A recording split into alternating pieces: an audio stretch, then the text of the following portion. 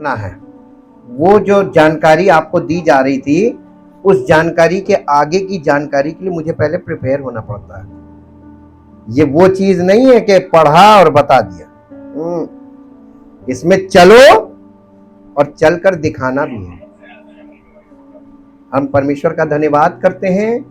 अब आप लोगों ने परमेश्वर के वचन पर ध्यान लगाना शुरू कर दिया है, और ये ध्यान आपका टूटने ना पाए। ये जैसे हम कोई किसी प्रकार की तपस्या करते हैं ना, तपस्या भंग नहीं होनी चाहिए। आपको सारी जिम्मेदारियों के साथ करना है। तो डिस्ट्रैक्शन आपके अंदर, माइंड में डिस्ट्रैक्शन होता है, माइंड में डिस्ट्रैक्शन वाली प्रवृत्ति को आपको ओवरकम करना है। मैंने एक अपने जीवन में एक्सपीरियंस किया है, और एक्सपीरियंस और ऑब्जर्वेशन से एक बात सीखी जो बहुत कम लोग इस चीज को अनुभव से समझ पाते हैं या देख पाते हैं। मैंने मनुष्यों को, लोगों को देखा है कि एक कोई विपत्ति आती है, मैं विश्वासियों ही की बात कर रहा हूं, तो वो पूरे के पूरे लोग उस विपत्ति की ओर घूम जाते हैं। कैसे हो गया, क्या हुआ है? ये क्या चीज है? आप जब परमेश्वर पे कहते हैं कि मैं विश्वास करता हूं, भरोसा रखता हूं, तो आप इतनी जल्दी विपत्ति की ओर एकदम फोकस होके, और फिर आपका माइंड उसमें लग जाता है, फिर वो सब लोग वहीं पहुंच जाते हैं, सब लोग उसको, अरे यार, अगर आप एक्सपर्ट हैं तो आप कुछ कर दीजिए, और नहीं है तो एक्सपर्ट के पास ले जाइए। सीधा सिद्धांत वो नहीं करते हैं, वो उसमें उलझ जाते हैं। पहले ये कैसे हो गया, अब इसका क्या होगा? अरे इतने ऑप्शंस आजकल है हर जगह, कहीं पर भी आपको, आपके पास मोबाइल है, आप एक्सपर्ट ओपिनियंस के लिए मोबाइल को यूज कर सकते हैं। लेकिन फिजिकल चीजों को इतना तूल दे देना, अरे हमारे साथ तो ये हो गया, हम क्या करेंगे, हम इसलिए नहीं आए, हमारे साथ ये परेशानी हो गई। आप ही इंसान नहीं, मैं भी इंसान हूं, मेरे पास भी परिवार, मेरे पास भी जिम्मेदारियां हैं जैसी आपके पास। लेकिन हमें इतने साल प्रभु की सेवा में हो गए, कोई ऐसा संडे नहीं रहा, बावजूद सारी समस्याओं विपत्तियों के, हमारी प्रेजेंस वहां पर वैसे ही रही। हमारे उसमें विचारों में, हमारे व्यवहार में कोई परिवर्तन नहीं हुआ कि इस समस्या से हमारा माइंड दब गया। ऐसा कभी आपने महसूस किया इतने सालों से? वहां से देखिए, ऐशबाग से आज तक क्या चीज थी? ये आप में भी हो सकता है। आपको अपनी ये शारीरिक प्रवृत्ति जो आपकी सोचने की और रिएक्शन छोड़ दीजिए। आपको हमेशा हर समस्या का समाधान ठंडे दिमाग से ही मिलेगा। जब आप उलझ जाएंगे तो कभी नहीं मिलेगा। आप उसमें डिस्ट्रैक्ट हो गए तो फिर जो बोलेगा वो करने लगेंगे। 100 लोग 100 बातें बोलेंगे, अब इधर भागे, उन्होंने बोला जो खास होगा, अच्छा ये कह रहे, चलो इधर चलो, ये करने लगते हैं। आप दूसरे की विचारधारा का शिकार बन जाते हैं तुरंत।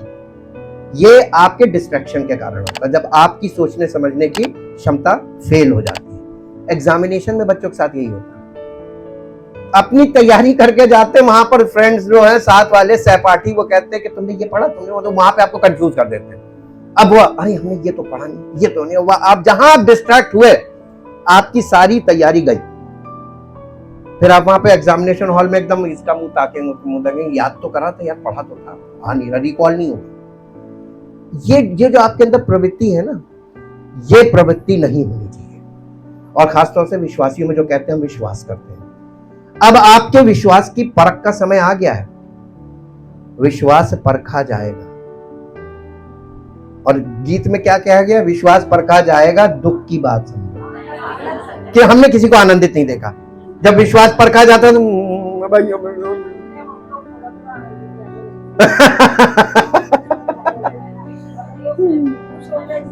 सबसे पहले चेहरा डल होता है। माइंड जैसी आपका डिस्ट्रैक्ट होगा या माइंड में प्रॉब्लम होगी, मॉनिटर, मालूम आप जब कंप्यूटर पर काम करते हैं सारा मॉनिटर पे दिखता है ना, और जो कुछ उसके अंदर भरा है वो भी सब आता है ना। ये मॉनिटर है, और इस मॉनिटर को परमेश्वर आत्मा है वो पढ़ लेता है, पवित्र आत्मा पढ़ लेता है, प्रभु यीशु मसीह जीवन देने वाली आत्मा वो पढ़ लेता है, और आत्मा से भरा सेवक पढ़ लेता है।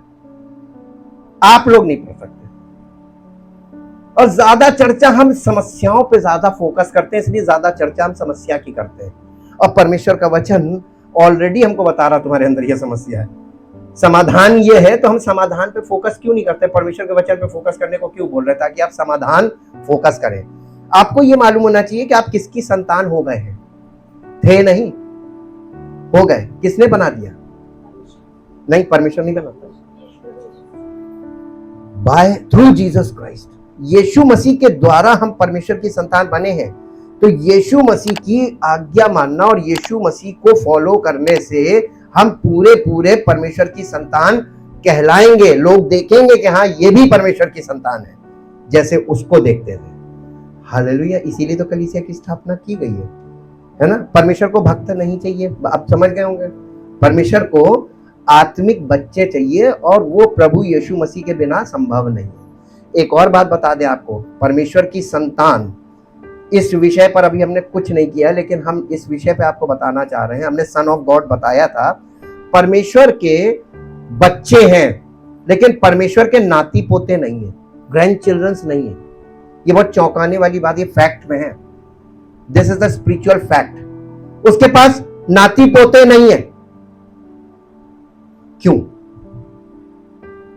परमेश्वर ने अब्राहम से क्या कहा था? मैं तेरा पिता, तेरे बाद तेरे वंश का भी पिता रहूंगा। परमेश्वर हर वंश में हर व्यक्ति को, वो हमारा भी आत्मिक पिता है, और हमारे बेटे का भी आत्मिक पिता है, और हमारे पोते का भी आत्मिक पिता है। वहां पे ग्रैंड चिल्ड्रंस नहीं है। तो ये प्रिंसिपल क्या कहता है? ये प्रिंसिपल ये कहता है कि हर जनरेशन में हमारा बेटा हमारे विश्वास से परमेश्वर की संतान नहीं बन सकता, और उसका बेटा अपने पिता के या अपने दादा के विश्वास से परमेश्वर की संतान नहीं बन सकता। इसका मतलब हर घर में जितने भी मेंबर्स हैं, सबको बॉर्न अगेन होने की जरूरत है। अब क्लियर हुआ ये प्रिंसिपल?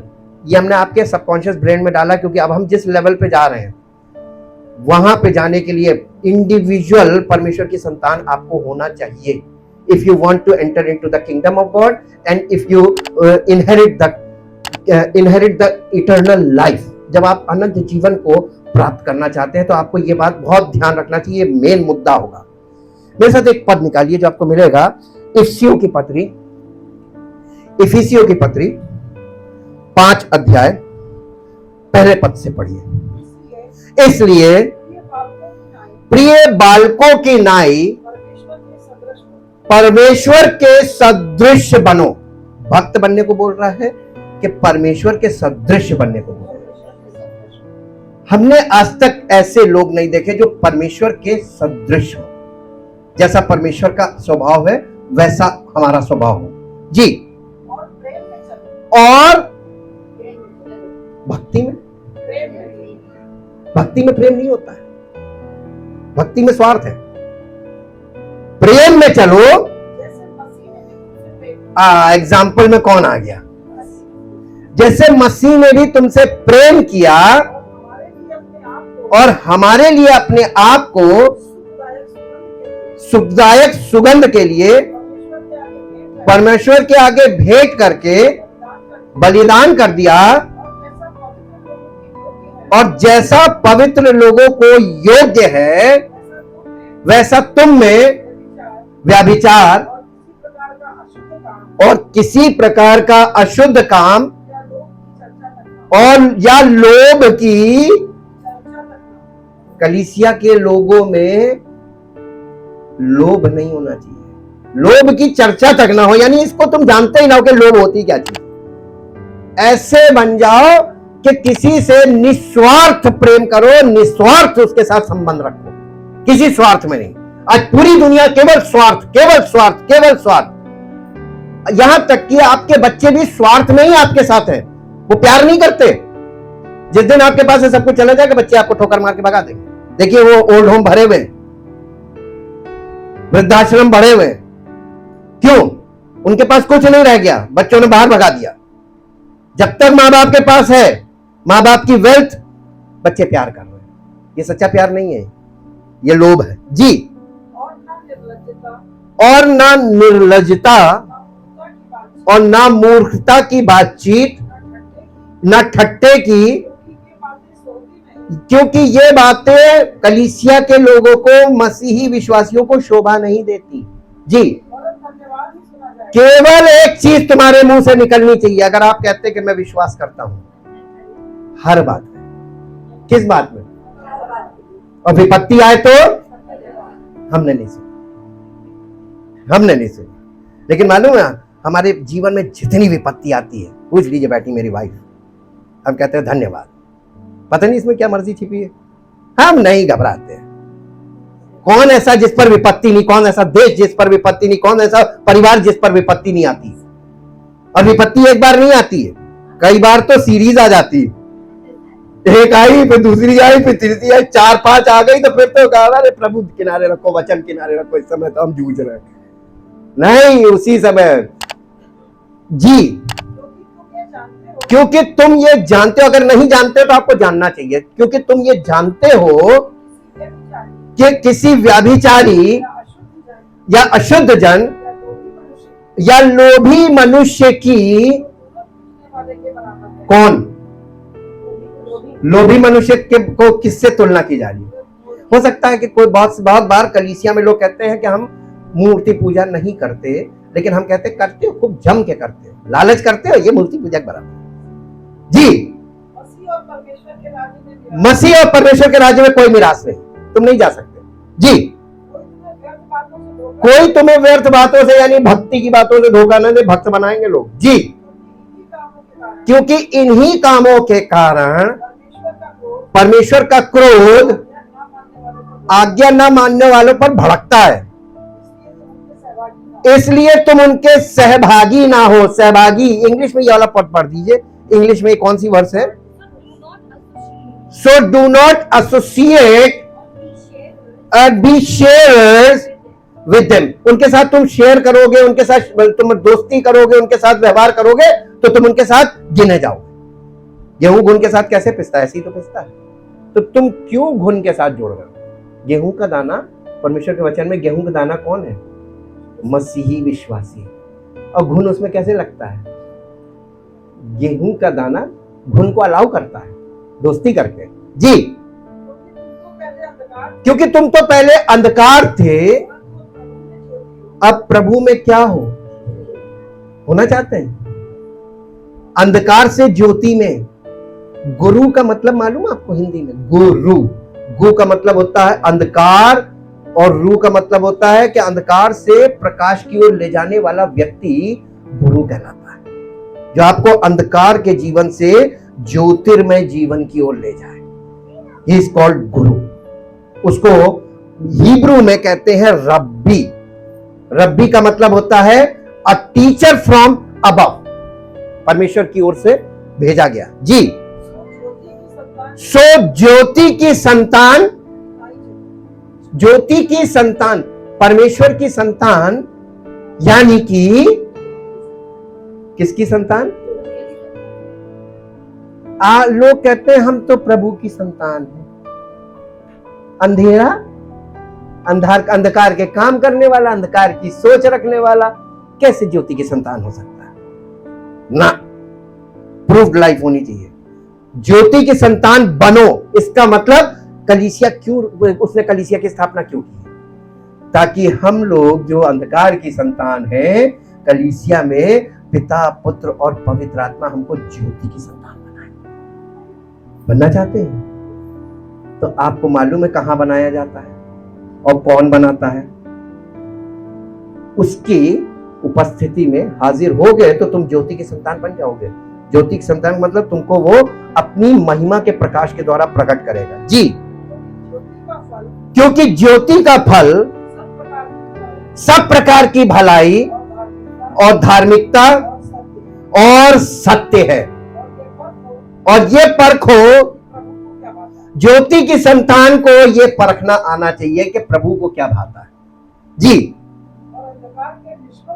और अंधकार के निष्फल कामों में सहभागी ना हो, वरन उल्टा क्या करो?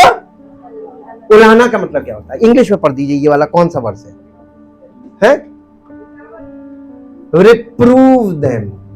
रिप्रूव देम, रिप्रूव का मतलब क्या होता है?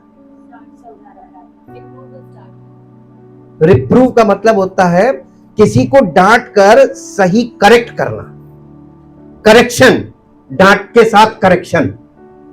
जब आप व्यक्तिगत तौर पे हमसे बात करते हैं तो रिप्रूव किए जाते हैं कि नहीं किए जाते? अब रिप्रूव से ही तो लोग भागते हैं, रिप्रूव ना करो हमें, हम जैसे हैं अंधकार की संतान है ऐसे ही रहने दो ना। हम जिसकी संतान है ना उसका आत्मा हम में वास करता है। ये वो मैं नहीं करता हूं, वो खुद करता है। जैसे मुझे करता है वैसे ही हमारे बच्चों को करता है, वैसे ही आपको भी करेगा। हालेलुया जी। क्योंकि उनके गुप्त कामों की चर्चा भी लज्जा की बात है जी। पर जितने कामों पर उल्हाना दिया जाता है वो सारे काम कौन प्रकट करता है? वो सारे काम ज्योति प्रकट करती है ना? तो हमको कौन दिखा देता है? वो ज्योति। ज्योति की संतान होंगे तो आपको दिखाएगा ये गलत है, ये देखो इस पर इसको समझाओ। अपने बच्चों को करेक्ट करना डांट के साथ, अपने परिजनों के साथ ऐसा, और निस्वार्थ प्रेम रखो, कोई स्वार्थ नहीं। जब आप में स्वार्थ नहीं होगा ना तो आपको डांटने में कभी डर नहीं लगेगा। और दो जब स्वार्थ होता है ना तो आदमी डांटता नहीं यार ये चला जाए, मेरा नुकसान। इसीलिए तो आज कोई कलीसियाओं में किसी को डांट नहीं था, चले जाएंगे। अरे तुम किसकी सेवा कर रहे हो? तुम ज्योति की संतान नहीं हो। ज्योति की संतान ऐसा नहीं कर सकती। कोई ना आए, लेकिन आए तो परमेश्वर की इच्छा और योजना को जरूर समझे ताकि उसकी संतान बने। आपको परमेश्वर यहां पर लेकर आया या आप आए नहीं है और वो आपको ज्योति की संतान बना रहा है। उसके साथ पार्टिसिपेट करो इसमें ताकि तुम ज्योति की संतान बनो। यहां पे क्या लिखा है? इसलिए तुम ज्योति की संतान बनो, अनुसरण करो जी। क्योंकि जो सब कुछ को प्रकट करता है वो ज्योति है। Glory to God. में जो कुछ आपको प्रकट हुआ है वो मैंने नहीं किया है, वो ज्योति है। उसने हम सबको प्रकट किया है। क्या? परमेश्वर की महिमा प्रकट की है, the glory of God from the word of God. अब हम लोग एक पड़ाव ऊपर जाएंगे। मेरे साथ एक पद निकालिए जो आपको मिलेगा गॉस्पेल ऑफ जॉन, यूहन्ना रचित सुसमाचार, उसका 8 अध्याय का 12 पद। यीशु ने फिर लोगों से कहा, ओ वो ज्योति कौन है जो सब कुछ प्रकट करती है? कौन है? यीशु मसीह ने कहा, जगत की ज्योति मैं हूं। जो मेरे, ये कंडीशन है, आज्ञा नहीं है, जो मेरे पीछे हो लेगा वो कहां में नहीं चलेगा। अब आप देखिए कि आप यीशु मसीह को कहते हैं हम यीशु मसीह पर विश्वास करते हैं, हम उसको फॉलो कर रहे हैं, चल कहां रहे? पता चल जाता है ना? आपको नहीं पता चलता है, लेकिन उसको, जिसको सब कुछ करना है, सब कुछ देना, उसे पता चल जाता है। और उसने कह दिया है कि ये लोग परमेश्वर के राज्य के वारिस नहीं होंगे। कौन? जो अंधकार में चलते हैं। क्या आप परमेश्वर के राज्य के वारिस होना चाहते हैं? बार बार आप कहते हैं हाँ, लेकिन आप जीवन में चल कैसे रहे? फॉलो किसको कर रहे हैं? वचन को आप ध्यान नहीं दे रहे, फोकस नहीं कर रहे हैं उस पर। मेडिटेशन, सुनने के बाद वचन को मेडिटेट करना होता है। मेडिटेट का मतलब होता है अपने माइंड में उस पर फोकस, केंद्रित होना, केंद्र करना। क्यों ऐसा कहा जा रहा है? ये इसका मतलब क्या है? इसके पीछे की सच्चाई क्या? परमेश्वर ऐसा ही क्यों कह रहा है, ऐसा क्यों नहीं कह रहा? हम अपनी विचारधारा को उससे टैली करें। हमारे हिसाब से ये होना चाहिए कि परमेश्वर कह रहा है ऐसे क्यों, ऐसे क्यों, ऐसे क्यों नहीं। जब आप इसको करते हैं अंदर, इसी को कहते हैं मेडिटेशन। आप वचन को सुनकर केंद्रित हो जाते हैं और फिर उस पर अपने मन में रीजनिंग्स करना, रीजन कि कैसे, ऐसे कैसे, ऐसे ही क्यों। तब परमेश्वर की आत्मा का प्रकाश आपके अंदर आएगा। इसलिए जी, परंतु जो मेरे पीछे हो लेगा वो अंधकार में न चलेगा। पहली कंडीशन है कि अगर आप यीशु मसीह को फॉलो कर रहे हैं तो आपको कहां से अपने आप को डिटैच करना है? अंधकार से आपको अपने आप को डिटैच करना। This is your responsibility, not his. वो जबरदस्ती करेगा नहीं, फ्रीडम तुम्हारी है। और लोगों के पास तर्क, आर्ग्यूमेंट बोलते हैं इंग्लिश में, तर्क क्या है? भैया हम ऐसी जगह जॉब करते हैं, वहां हमारे लिए मजबूरी है। तुम ही एक अकेले कर रहे हो, बाकी तो कोई कर नहीं रहा, कोई मजबूरी नहीं होती है। आपको अपना स्टैंडर्ड, एक बात बताएं, आपका मौलिक अधिकार क्या है? कोई व्यक्ति आपसे जबरदस्ती कुछ नहीं करवा सकता आपकी मर्जी के खिलाफ। और अगर आप उसकी मर्जी में वो हो रहे हैं, इसका मतलब आप कहीं पर जाकर कॉम्प्रोमाइज कर रहे हैं। क्यों कॉम्प्रोमाइज कर रहे हैं? हमने नहीं किया आज तक, तो वो पाके खड़ी हो जाए, ये करना ना। हम अनैतिक नहीं करेंगे, हम कुछ गलत नहीं करेंगे, हम कानून के खिलाफ नहीं करेंगे, लेकिन मेरी मर्जी के खिलाफ कोई मुझ पर कोई थोप नहीं सकता। ये मेरा मौलिक अधिकार है। इंडिपेंडेंट का मतलब ही यही है, आप स्वतंत्र हैं अपनी इच्छा को स्टैब्लिश करने के लिए। नहीं, मैं नहीं जाऊंगा, मैं ये नहीं करूंगा, मैं काम करूंगा, मैं सब कुछ करूंगा, लेकिन मैं ये नहीं करूंगा। आप करिए, मैं आपका विरोध भी नहीं करूंगा, मैं शामिल हो जाऊंगा, लेकिन मैं नहीं करूंगा। ये मेरा स्टैंड रहा आज तक, मेरा स्टैंड यही है।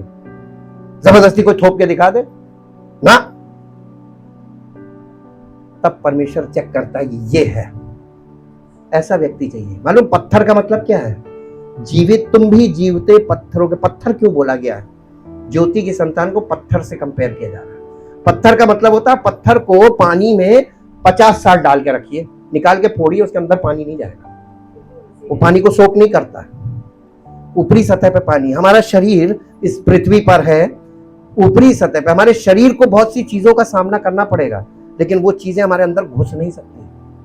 किसी की आइडियोलॉजी के गुलाम नहीं बनेंगे, क्योंकि हम स्वतंत्र देश के नागरिक हैं और हमको मौलिक अधिकार है कि हमको कोई जबरदस्ती कोई कुछ करवा नहीं सकता अगर हम ना चाहें तो आप अपने इस विशेषाधिकार को अच्छी बात के लिए इस्तेमाल कीजिए ना। इसी को लोग कानून में इस्तेमाल करते हैं, है ना। कानून की धारा क्या है? कोई व्यक्ति अपनी पत्नी को उसकी मर्जी के खिलाफ उसके साथ कुछ नहीं कर सकता, है ना।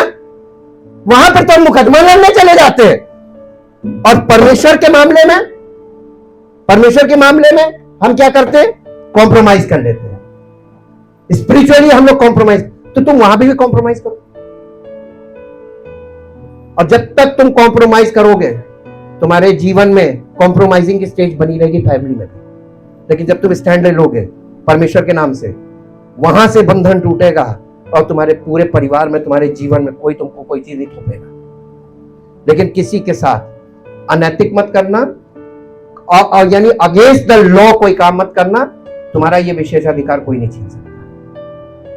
हालेलुया। हम परमेश्वर की संतान बन सकते हैं, एक कंडीशन है, हमें परमेश्वर को टोटली जो उसने कहा है उसे मानना है, लेकिन किसी पे थोपना नहीं है। जब आप नहीं थोपेंगे, जो बोओगे नहीं वो काटोगे। आप भी थोपते हैं, इसलिए आप पर भी थोपा जाएगा। जो कुछ तुम बोते हो वो काटोगे। ये प्रिंसिपल है, इस प्रिंसिपल को हमेशा अप्लाई कीजिए हर मैटर में। और दूसरी बात, यीशु मसीह ने एक बात और बोली इसके आगे, जिस नाप से तुम नापोगे उसी नाप से तुम्हारे लिए, मेजरमेंट भी हमारे हाथ में है कि जितना तुम दूसरे पर थोपोगे उतना तुम्हारे ऊपर थोपा जाएगा। जितना तुम थोपना बंद कर दोगे, तुम्हारे पर कोई नहीं थोप सकता। आप किसी को जबरदस्ती करने, किसी के साथ कुछ करने के लिए जबरदस्ती ना करें, जिद ना करें, ये करो, तो कोई आपके साथ जिद नहीं करेगा। ये अपना, ये इसमें टाइम लगता है नेचर रिवर्स होने में। आप धीरे धीरे बैक स्टेप होंगे, इस नेचर को बैक स्टेप करेंगे, धीरे धीरे आपके जीवन से ये बंधन टूटने लगेंगे। यही तो बंधन है। हालेलुया। पहले हम अपने आप को पूरा फंसा लेते हैं, फिर गुड़गुड़ाते रहते हैं, उन्होंने ऐसा कहा, उन्होंने ऐसा कहा। पहले तुमने थोपा, अब तुम पर थोपा जाएगा। जी, यहां पे लिखा हुआ है, जो कोई मेरे पीछे होलेगा, पहली चीज वो अंधकार में नहीं चलेगा, और अगर अंधकार में नहीं चलेगा तो उसको एक वरदान मिलेगा। किस्तों को चाहिए। ज्योति की संतान बिना जीवन की ज्योति के बन नहीं सकते। This is the proof that we are children of God. जीवन की ज्योति, लाइट ऑफ लाइफ। हालेलुया। चाहिए ना? चलिए, परमेश्वर आपकी इस विनती को सुन रहा है। मेरे साथ एक पद निकालिए जो आपको मिलेगा यूहन्ना रचित सुसमाचार, और उसका अध्याय है 12 और उसका 35 और 36 पद पढ़िए। 12 अध्याय का 35-36 पद। यीशु ने उनसे कहा, ज्योति अब थोड़ी देर तक तुम्हारे बीच में है, जब तक ज्योति तुम्हारे साथ है तब तक तुम लोग उस ज्योति में चले चलो। ऐसा ना हो अंधकार तुम्हें आकर घेरे। जो अंधकार में चलता है, पहली चीज देखिए, जो यीशु मसीह ने कहा, जो मेरे पीछे होलेगा वो अंधकार में ना चलेगा। जो अंधकार में चलता है वो ये नहीं जानता, उसको डेस्टिनेशन नहीं मालूम होती है, तुक्केबाजी। बहुत से लोग कहते हैं हम यीशु मसीह पर विश्वास करते हैं, चल कहां है? सारे काम संसार में, सब जैसे संसार के लोग कर रहे हैं वैसे ही वो कर रहे हैं, और कह रहे हैं हम तो यीशु मसीह पर विश्वास करते हैं। क्यों झूठ बोल रहे हैं? और वो इस बात झूठ को भी, यानी भ्रम है, ये एक तरीके का भ्रम है। वो ये सोच रहे हैं कि हम परमेश्वर की संतान हैं, लेकिन नहीं है। और ये बात उनको पता कहां से चल सकती है? जहां पर उनका फोकस नहीं है, वो है परमेश्वर का वचन, और दूसरा है वो परमेश्वर की कलीसिया। ना कलीसिया में वो पार्टिसिपेट कर रहे हैं जहां से उनको सत्य पता चले, और ना वचन को सुन रहे हैं, ना खोल के पढ़ रहे हैं। कहां से ये पता चलेगा कि वो जो सोच रहे हैं वो गलत है? जी, जब तक ज्योति तुम्हारे साथ है, ज्योति तुम्हारे साथ है जब तक, तो उस पर विश्वास करो, ताकि तुम, आपको किस पर विश्वास करना है? अभी तक तो आप सोच रहे थे प्रभु यीशु मसीह पर, लेकिन प्रभु यीशु मसीह को आपने देखा नहीं है ना, तो आप कैसे कह सकते हैं कि मैं उस पर विश्वास करता हूं? प्रमाणित कैसे कर सकते हैं? ये तो कल्पना हो गई। तो आपका विश्वास काल्पनिक विश्वास है। अगर कोई कहता है मैं यीशु मसीह पर विश्वास करता हूं और ज्योति में नहीं, लाइट नहीं, लाइट इज अ थिंग जो हमें सब कुछ दिखाती है। लाइट ये नहीं कि हम देख रहे हैं, लाइट हमको देखने के, अब साइंस में आ जाइए 2 मिनट देखने के ऊपर। इंसान को देखने के लिए 2 चीजों की जरूरत है, एक तो आंख जो हमारे बॉडी में है, और दूसरी रोशनी। आंख आपके पास है और यहां पर लाइट चली जाए तो आपको दिखेगा। क्यों? आंख तो है? लाइट नहीं होने से आपकी आंख फेल हो जाती है। और कई बार लाइट है और आंख नहीं है, तो because I am blind. The whole world, सारे संसार के समस्त मानव जाति, जब कहा जाता है स्पिरिचुअली डेड है, तो एक मृतक व्यक्ति क्या देख सकता है? क्या पहचान है कि लोग मृतक हैं spiritually? They can't see the light. उनको लाइट का अनुभव नहीं है, तो वो अपने मन की कर रहे हैं। करने दो। तुमको ज्योति मिली, कितना चले ज्योति के साथ? टाइम नहीं। आप परमेश्वर से ज्यादा बिजी हो सकते हैं। पूरी दुनिया का जिम्मा है उसके पास, द होल वर्ल्ड। और केवल पृथ्वी का नहीं, आकाश का, स्वर्ग और पृथ्वी का परमेश्वर है। उसके पास इतना ज्यादा बिजी शेड्यूल है। उसके बाद उसने कहा मैं कलीसिया में उपस्थित हूं, इसीलिए उसको बोला गया ओमनी प्रेजेंट। ओमनी प्रेजेंट का मतलब सर्वज्ञ उपस्थित। वही एक उपस्थित हो सकता सर्वज्ञ। तो जो ओमनी प्रेजेंट है उसकी प्रेजेंस में तुम आ रहे हो, ताकि वो ओमनी प्रेजेंट तुम्हारे साथ फेलोशिप करे, और तुम प्रिपेयर होके नहीं आ रहे हो, ये भी गलत। और तुम यानी पूरे दिल से नहीं आ रहे हो, ये भी गलत है। तुम रेगुलर नहीं आ रहे हो, ये भी गलत है। सब चीजें परमेश्वर तुमको बच्चे की तरह डील करता है। क्यों? क्योंकि उसको मालूम है कि अभी इनको टेंडेंसी नहीं है, इनकी आदत नहीं है, इनको धीरे धीरे समझ में आएगा अनुभव के साथ। जब आप परमेश्वर के साथ रेगुलर फेलोशिप करेंगे तो आपको एक्सपीरियंसेस मिलेंगे, तब आपका इंटरेस्ट बढ़ेगा। और जब आप इरेगुलर होंगे तो आपको कोई एक्सपीरियंस नहीं मिलेगा और आपका इंटरेस्ट घटेगा। हालेलुया। जैसे बच्चे को आप स्कूल रेगुलर भेजेंगे, पढ़ाई में इंटरेस्ट लेगा, और आप इरेगुलर कर दीजिए, देखिए पढ़ाई में इंटरेस्ट नहीं लेगा, रिजल्ट 0 जाएगा। हालेलुया। तो ये जीवन की खुशी कहां मिलेगी? कलीसिया में। कैसे मिलेगी? रेगुलरिटी से मिलेगी। जिंदगी आपकी चमकाएगा। और ये वो ज्योति है जो सब कुछ प्रकट, तो आपको जब ज्योति मिलेगी, वो ज्योति इसलिए नहीं है कि धन कहां रखा है ये दिख जाए।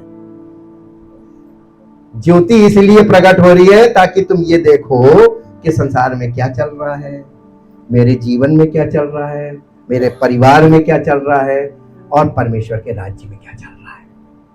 जी, जो कहां पे थे? जब तक ज्योति तुम्हारे साथ है, ज्योति पर विश्वास करो ताकि तुम ज्योति की संतान बनो। अब इसके बाद 44 पद से आगे पढ़ दीजिए। यीशु ने पुकार कर कहा, जो मुझ पर विश्वास करता है वो मुझ पर नहीं वरन मेरे भेजने वाले पर विश्वास करता है, और जो मुझे देखता है। आप यीशु मसीह को जब देखने लगेंगे तो आपको यीशु मसीह नहीं दिखेगा, यीशु मसीह के द्वारा आपको सीधे पिता दिखाई देगा। इसीलिए तो उसने कहा था, मार्ग सत्य और जीवन हूं, मैं ही हूं, और बिना मेरे कोई परमेश्वर पिता तक नहीं पहुंच सकता।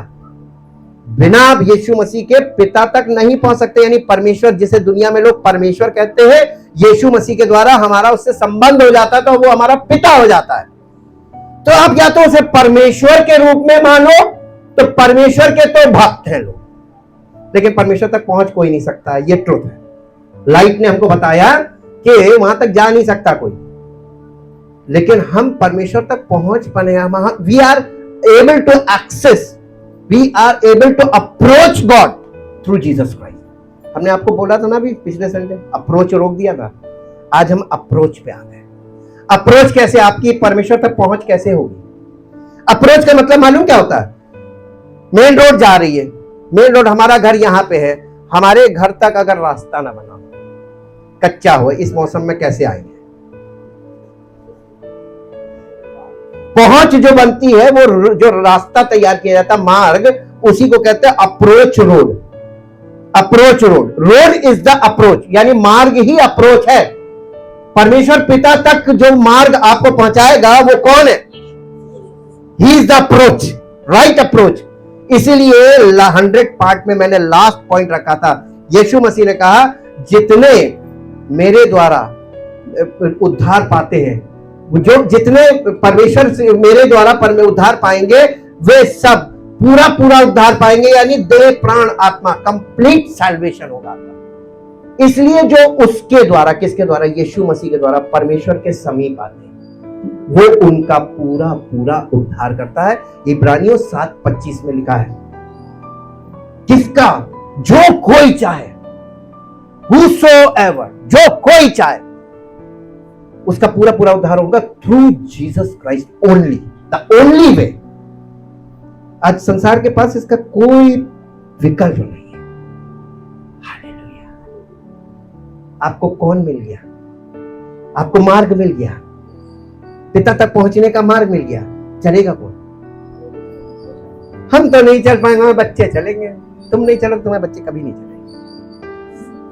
हम चल रहे हैं इसलिए हमारे बच्चे भी चलेंगे, और वो चलेंगे तो उनके बच्चे भी चलेंगे, जनरेशन टू जनरेशन जाएगा। जी, मैं जगत में ज्योति होकर आया हूं ताकि जो कोई मुझ पर विश्वास करे, whosoever, वो अंधकार में ना रहे, भ्रम में ना रहे। जी, यदि कोई मेरी बातें सुनकर ना माने, यीशु मसीह की बातें सुनकर अगर आप नहीं मानेंगे तो यीशु मसीह आपको दोषी नहीं ठहराएगा। क्यों? क्योंकि मैं, यीशु मसीह कह रहा, मैं जगत को दोषी ठहराने के लिए नहीं, परंतु उद्धार करने आए हूं। मैं दोषी ठहराने आए नहीं, वो दोष नहीं लगाता। तो यीशु मसीह के अंदर आपको जो बेस्ट पार्ट मिलेगा, वो कभी भी आपको दोषी नहीं ठहराएगा। दोषी ठहराने के लिए वचन, व्यवस्था, मूसा ने जो व्यवस्था दी वो हमको दोष लगाती है, वो लगा चुकी है ऑलरेडी। जी, जो मुझे तुच्छ जानता है और मेरी बातें ग्रहण नहीं करता है, उसको दोषी ठहराने वाला तो एक है, अर्थात जो वचन में, अर्थात जो वचन मैंने कहा है वही पिछले दिन में क्या यीशु मसीह ने क्या कहा था, मैं जगत की ज्योति हूं, और हमने उसको ग्रहण नहीं किया और अंधकार में चले, और जिस दिन जजमेंट का दिन आया हमें तो पता नहीं था, नहीं झूठ, मैंने कहा था मैं जगत की ज्योति हूं, तुमने माना नहीं, तुमने ग्रहण नहीं किया, अब तो पनिशमेंट जी, क्योंकि मैंने अपनी ओर से। अब एक बात, एक मिनट में यहां पे थोड़ा सा पॉज ले लें अंडरस्टैंडिंग के लिए, एक प्रैक्टिकल इलस्ट्रेशन देते हैं। आप सड़क पे जा रहे हैं, चौराहा आ गया, नहर चौराहा देख लीजिए अपना, बहुत अच्छा एग्जांपल बगल में ही रखा प्रभु, वहां पर लाइटिंग है ना, लाल बत्ती है, गाड़ी निकल गई, आप पकड़ लिए, चालान, कोर्ट में गए, उन्होंने कहा कि आपने रेड लाइट क्रॉस की, आप कहेंगे हमने देखा नहीं, किसी पुलिस वाले ने आके बताया ही नहीं कि भैया रुक जाओ, सीटी नहीं बजाई, कौन सी बात कर रहे हो यार, किस सदी की बात कर रहे हो, स्मार्ट सिटी की बात, यानी माइंड में स्मार्ट सिटी, और एक डंडे वाला चाहिए मारने के लिए,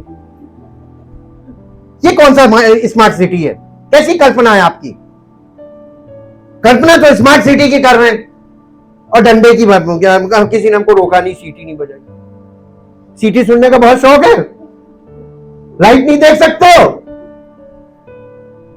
ये लाइटें जो क्यों लगी हैं, खिलौने हैं, हाँ, ये ट्रक वालों के लिए, वो लोग फॉलो करते हैं क्योंकि वो लोग बहुत ध्यान रखते हैं। कोई फर्क नहीं पड़ता, यहाँ कोई यातायात का नियम नहीं मानने वाला, सब डिसऑर्डर्ड है जी, क्योंकि मैंने अपनी ओर से, यीशु मसीह कह रहा है मैंने अपनी ओर से कोई बात नहीं की, परंतु पिता, आपने ग्लोरी ऑफ गॉड में ये वाली चीजों को प्रैक्टिकली सुना है, क्योंकि पिता जिसने मुझे भेजा है उसी ने मुझे आज्ञा दी है कि क्या क्या कहूं और क्या क्या बोलूं, और मैं जानता हूं कि उसकी आज्ञा अनंत जीवन है। पिता की आज्ञा क्या है? तो यीशु मसीह ने जो बातें बोली वो पिता की ओर से बोली, अनंत जीवन की बातें बोली हैं। मानोगे तो मिलेगा, चलोगे तो मिलेगा। मानने का मतलब चलना है, मानने का मतलब मन में नहीं, मानने का मतलब फिजिकली चलना। क्लियर जी? इसलिए मैं जो कुछ बोलता हूं वो जैसा पिता ने मुझसे कहा है वैसे ही बोलता हूं। और इसीलिए यीशु मसीह ने अपने चेलों से नहीं कहा था कि जाकर जो तुमने मुझसे सुना जाकर बोलो, उसने कहा ठहरे रहना, पिता की प्रतिज्ञा पूरी होने तक मंदिर में ठहरे रहना, जब तक वो तुम पर ना उतरे। कौन? पवित्र आत्मा। तब तक तुम निकलना मत, किसी को कुछ बोलना मत, और जब वो उतर आएगा तो तुम बोलोगे नहीं, बोलेगा वो। मसीह का आत्मा जब तक हम पर नहीं उतरेगा हम कुछ भी बोलेंगे कोई वैल्यू नहीं है, लेकिन जब वो उतर जाएगा आप नहीं बोलेंगे, वो बोलेगा और सामर्थ्य के काम होंगे। हालेलुया। और ये वाली कड़ी टूट चुकी है आज, और इसी कड़ी को हमको फिर से प्रेजेंस ऑफ गॉड को अपने जीवन में लाना। ठीक, तब हम ज्योति के संतान बनेंगे और जीवन की ज्योति हमको मिलेगी, तभी हम ज्योति के संतान डिक्लेयर होंगे। अब मेरे साथ एक पद और निकालिए जो आपको मिलेगा, पहला यूहन्ना उसका पहला अध्याय, पहला यूहन्ना और उसका पहला अध्याय और उसका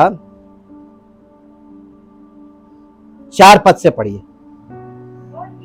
और ये बातें हम इसलिए लिखते हैं कि हमारा आनंद पूरा हो जाए। जो समाचार हमने उससे सुना है और तुम्हें सुनाते हैं वो सुसमाचार ये है, परमेश्वर क्या है? लोगों ने परमेश्वर को मूर्ति बना दिया, लोगों ने परमेश्वर को अपनी कल्पना में, अपना माइंड में एनग्रेव कर लिया। अब आपने किसको अब ईश्वर मान लिया है ये आप जानते हैं, लेकिन परमेश्वर ज्योति है, और ज्योति, सूरज को देख लो, क्या तुम उसको डायरेक्ट देख सकते हो? क्यों नहीं देख सकते? अंधे हो जाओगे, तुम्हारी आंख रोशनी चली जाएगी हमेशा के लिए, मेम्ब्रेन्स तुम्हारी फट जाएंगे, अंदर नसें फट जाएंगी। क्यों नहीं देख सकते? वो परमेश्वर को अगर आप कल्पना करना चाहते हैं सच्ची, सूरज को देख लीजिए, just like sun, God is just like sun. उसमें लाइट भी है और हीट भी है। आप सूरज में ज्यादा देर खड़े हो जाएंगे तब भी मर जाएंगे, पसीना निकल जाएगा, एकदम डिहाइड्रेट होकर खत्म हो जाएगा। गर्मियों में क्या होता है, जगह जगह पानी के लिए क्यों है? आप जब धूप का सामना करते हैं तो आपको जल क्यों चाहिए होता है? चर्बी पिघला देता है, चर्बी पिघल जाती है। एक्सरसाइज करने के जाना, जो लोग चर्बी पिघलाना चाहते हैं धूप में निकलो। पहले के लोगों को नहीं होती थी, आजकल के लोग एसी वाले हैं, इसीलिए सबको जिम की जरूरत पड़ती है। हालेलुया। हीट का सामना नहीं करते। हीट जब तक आपके बॉडी को नहीं मिलती है तब तक ये आपके जो चर्बी है पिघलेगी नहीं। पसीना इसीलिए कहा जाता सेहत की निशानी है।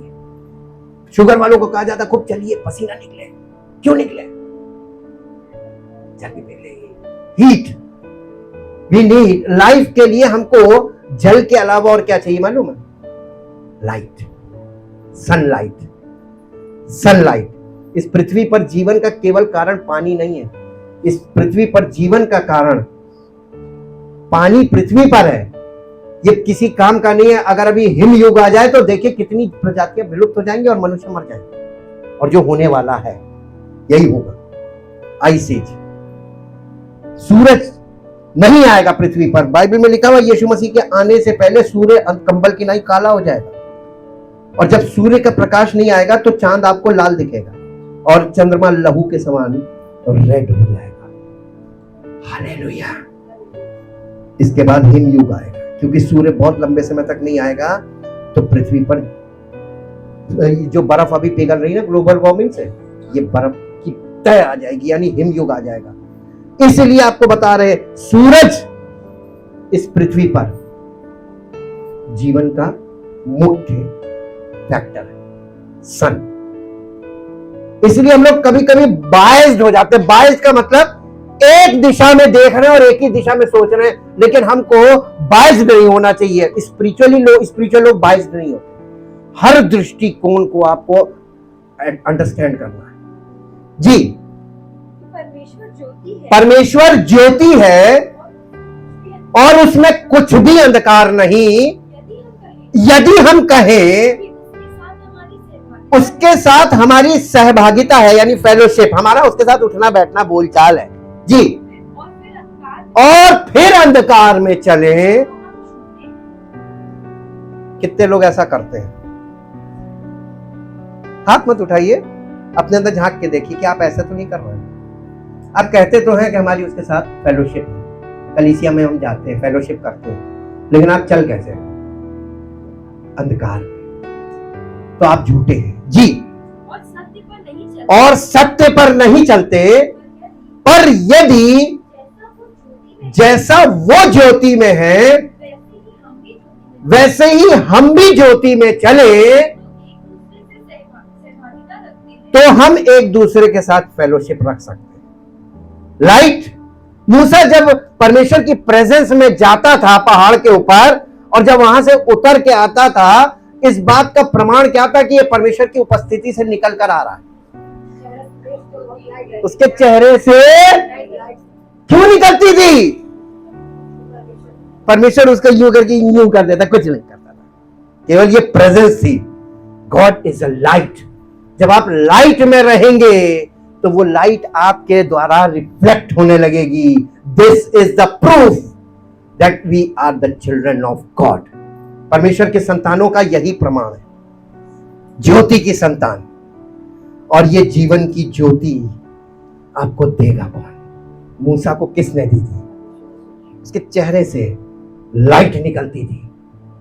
ये लाइट क्यों निकलती थी? दिस इज द प्रूफ कि ये परमेश्वर के साथ फेलोशिप करके आ रहा है। जब आप कलीसिया से जाते हैं, आपके चेहरे से रोशनी निकलनी चाहिए। जिस दिन ये हो गया, आपके आसपास के लोग कहेंगे आप जाते जाते हमें भी चला। प्रमाणित तो कीजिए। यस, लास्ट में एक वर्ष पढ़ेंगे, ये कंप्लीट कर दीजिए।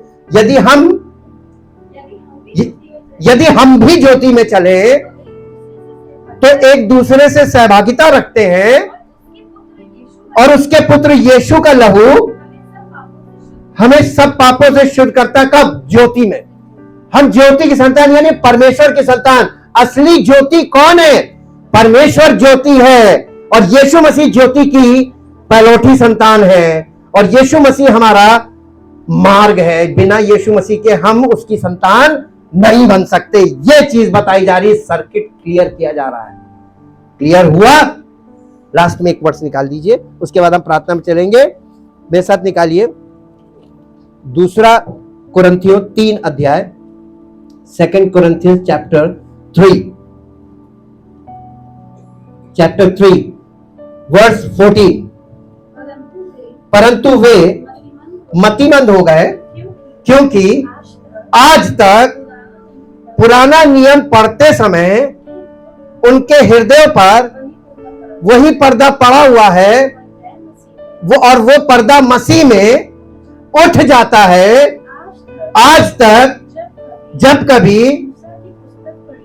कभी मूसा की पुस्तक पढ़ी जाती है तो उनके हृदय पर पर्दा पड़ा रहता है, परंतु जब कभी उनका हृदय प्रभु की ओर फिरेगा तब वो पर्दा, जिस दिन आपका हृदय प्रभु की ओर फिरेगा पर्दा उठ जाएगा।